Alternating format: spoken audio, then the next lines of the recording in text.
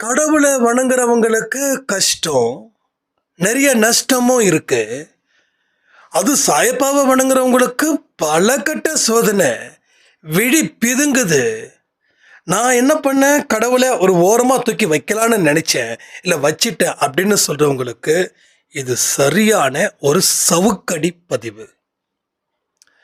இந்த பதிவில் நல்லவர்கள் எல்லாம் மோசமான வாழ்க்கையை வந்துட்டு இருக்காங்கல்ல, அந்த நல்லவர்களுக்கு கடவுள் எவ்வளவு பெரிய ஒரு வாழ்க்கையை கொடுக்க போறாருன்றத இந்த பதிவு ரொம்ப அழகாக எடுத்து காட்டும்.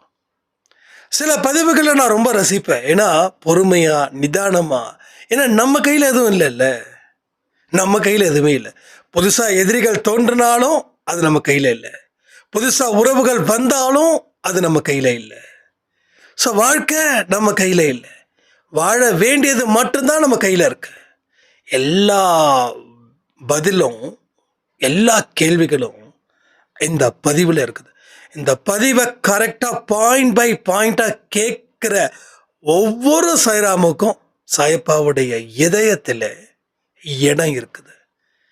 உங்களுடைய ஒவ்வொரு நொடி பொழுதும் நிறைய சொல்லலாம்.